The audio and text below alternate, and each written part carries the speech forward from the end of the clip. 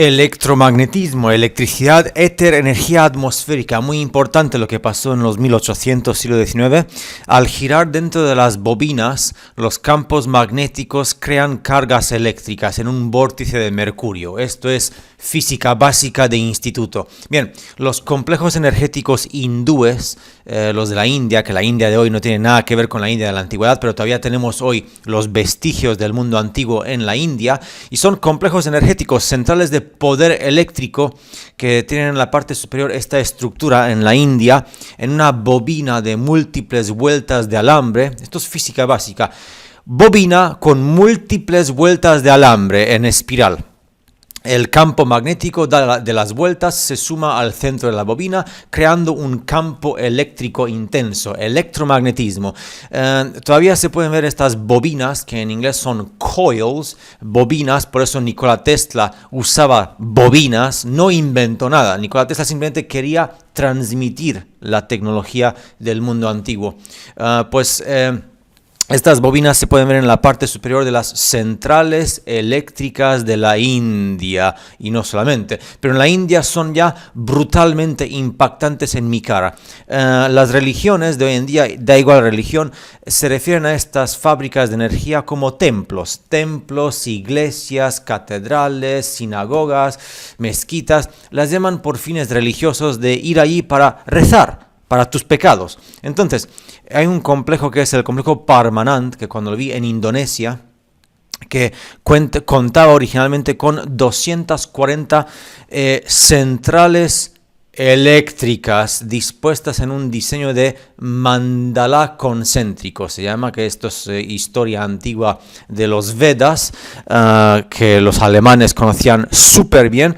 Las centrales eléctricas tienen aros metálicos donde funciona la bobina toroidal. El toroide, que es el movimiento del campo eléctrico magnético de la Tierra, que es por supuesto plana. Las torres modernas ya se construyen con cúpulas hoy en día, las cúpulas ubicadas debajo del poste que se eleva para hacer contacto con el éter atmosférico. Esta esfera metálica que representa el objeto geométrico predilecto favorito de Nikola Tesla. Además existen las fortalezas estelares, los Star Forts de Haití, el Taj Mahal, Santa Sofía, el Panteón o la Torre de las Joyas, todos famosos. Estos fueron plantas de producción de energía eléctrica en el mundo antiguo y centros de distribución de energía atmosférica electromagnética. Además, Vibes of Cosmos lo explica súper bien en sus libros en inglés.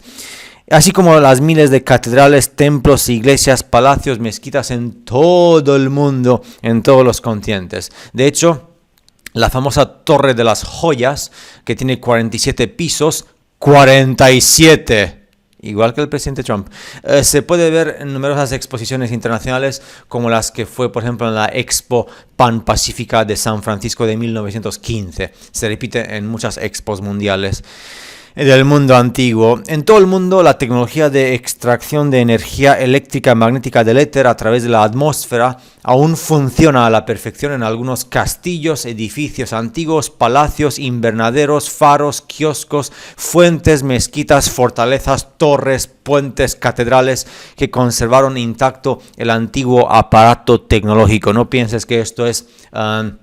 O sea, tú y yo tenemos que pagar dinero porque todo es limitado, pero esto se usa por parte de ellos, los que llevan el poder desde el siglo XIX, de forma gratuita. Este aparato incluye elaboradas rejillas en los tejados y pequeñas aberturas similares a las ventanas, adornos metálicos en las esquinas de los edificios, antenas puntiagudas hacia arriba, con adornos o bolas de mercurio, metales incrustados en mampostería y hormigón geopolímero. Muy importante, el hormigón geopolímero, el material de los grandes edificios gigantescos titánicos de la antigüedad. Jarras con mercurio, cornisas, agujas, tejados con adornos de cobre, que no son solamente adornos de belleza, sino que son para funcionamiento eléctrico-magnético, y los cimientos estructurales de hierro de las estructuras, entre otros tantos. Este aparato tecnológico antiguo también se encuentra presente en algunos rascacielos actuales, de los cuales tú y yo no somos dueños. Bien,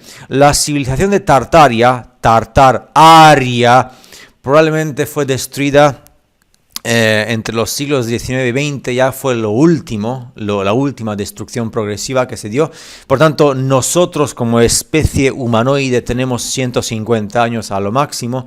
Ya sabemos lo de la inundación de lodo, lo de las armas de energía, electromagnetismo y por supuesto de repente desaparición del mundo millones de adultos y quedaron muchos niños. Toda la arquitectura y tecnología de esta civilización superior fue robada y pasó a manos de este orden mundial que lleva desde los 1800 y por tanto pues se creó la civilización ignorante actual. Tú y yo, que hemos nacido de nuestros padres, abuelos, bisabuelos y abuelos de los bisabuelos, desde los 1800. Por tanto, hablemos un poquito más del caballo y el carruaje, ¿no? Porque nos cuentan de que la tecnología de nuestra especie humana durante muchos siglos fue el caballo y el carruaje de madera. La invención del automóvil está puesta oficialmente en los libros de texto en el año 1885 y la invención del avión en 1903. Antes de la invención de los trenes y los automóviles, la tracción animal era el principal medio de transporte, cuentan los libros de historia. Caballos, burros y carretas, diligencias y carruajes de madera tirados por bueyes. La era de los carruajes se pone en los libros de texto que duró poco más de 3 siglos, 300 años, desde los 1600 hasta los 1900. Bien. Nos dicen que los caballos y las carretas de madera fueron los principales vehículos para transportar las enormes, gigantescas piedras bien trabajadas y los ladrillos gigantescos de las canteras y construir estos increíbles edificios en todo el mundo. En una época en la cual no existía comunicación por internet ni tampoco existían tecnologías. Y tampoco, pues, evidentemente los trabajadores que construyeron todo esto eran trabajadores comunes y corrientes con herramientas de cobre y de piedra y en muchos casos en Occidente acababan de llegar a los pueblos de, por ejemplo, en el salvaje oeste en los 1800. Acaban de llegar, muertos de hambre. Bien. Hablemos de los sistemas de comunicación, los telégrafos y teléfonos. Telégrafos y teléfonos. Nunca te habías pensar esto del siglo XIX. Los postes de telégrafo y luego lo del teléfono que tuvieron que instalarse por ciudades y países en todo el mundo en los 1800. Sin embargo, en las ciudades de Tartaria, como se ven en las fotos de época de blanco y negro, se ve repetidamente que muchos de los postes de comunicación eran inalámbricos, no tenían cables. Y se instalaron por todas partes ya en la década de 1850. No fue hasta 1851 que los ferrocarriles de los trenes comenzaron a usar la telegrafía. De hecho, antes de eso, los cables telegráficos tendidos a lo largo de las vías se consideraban una molestia, ya que ocasionalmente se atascaban y causaban accidentes e incluso muertes.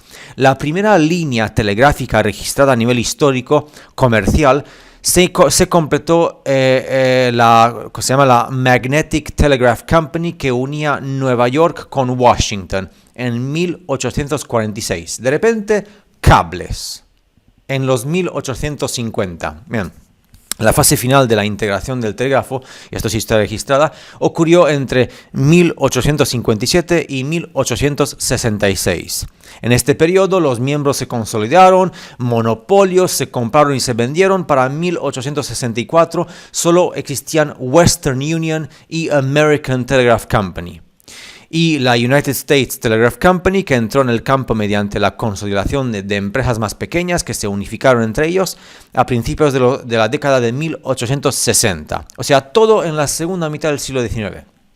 Y al final, para 1866, Western Union absorbió a los dos últimos competidores que había y alcanzó su posición de monopolio absoluto. De hecho, el periodo de 1866 hasta 1900, que fue el cambio del siglo, fue el apogeo del poder de Western Union. Los mensajes anuales enviados a través de las líneas aumentaron de 5,8 millones de mensajes en 1867 hasta más de 60 millones de mensajes en el año 1900. Por eso la importancia de tener monopolio sobre cables. Bien. Además, las tarifas de transmisión cayeron de un promedio de 1,9 céntimos de dólar, o sea, $1 con 9 céntimos por mensaje, hasta 30 centavos. Pero aún así, si tú eres el dueño de toda la infraestructura de cables, te interesa que haya cables. La mayor amenaza para Western Union provino de una nueva tecnología, que fue el teléfono, que en los tiempos del antiguo imperio era inalámbrico también. Alexander Graham Bell, todos los conocéis, patentó el teléfono en 1876. Inicialmente lo denominó como telégrafo parlante.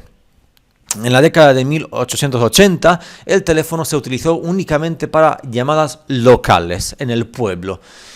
Pero con el desarrollo de las líneas largas en la década de 1890, por eso le dijeron los grandes empresarios a Tesla: oye, Tesla, ¿se puede usar cables y medir la energía? Dijo Tesla: no, todo tiene que ser inalámbrico y gratuito. ¡No os interesa! Pues ya está. Entonces, el teléfono aumentó la competencia del telégrafo. En el año 1900, las llamadas locales representaban el 97% del negocio telefónico, pero no fue hasta el siglo XX. ¿Por qué? Porque tuvieron que primero sacar el provecho del telégrafo, y ya cuando todo fue cansinismo, dijeron: ya está, el teléfono para nosotros. Y luego siguió el teléfono, y ya ves tú, apenas en el siglo XXI conseguimos ya la cúspide, apogeo de inalámbrico con 3G y 4G, cuando realmente esto ya existía desde hace tiempo. ¿Por qué? Porque todo tiene que ser mucha pasta para mí. No para mí, sino para mí, ya sabes, yo estoy haciendo aquí teatro para que entiendas. Bien, mucho dinero para quien quiere mucho dinero.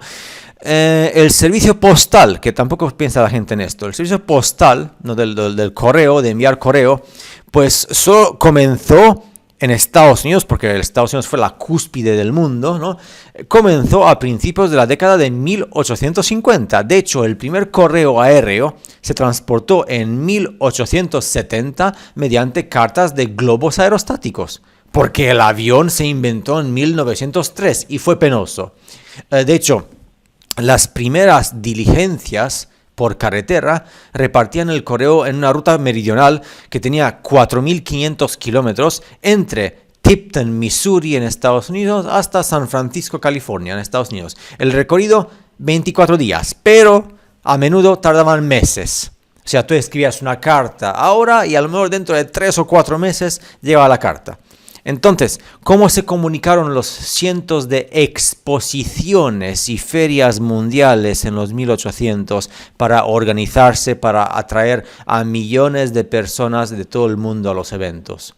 Porque las expos mundiales fueron contemporáneas de estos tiempos, del correo postal y del telégrafo y de todo el rollo. También tenemos el incidente del Hindenburg, el Zeppelin Hindenburg alemán. Y justo 2 años más tarde empezó la Segunda Guerra Mundial. Cuando ocurrió el Hindenburg, eso marcó el sorprendente repentino final de la era de los globos, y de los zeppelines, y del hidrógeno. Ya está. Bueno, pues esto fue un resumen para que entiendas de que nosotros tenemos 150 años y ya es mucho decir.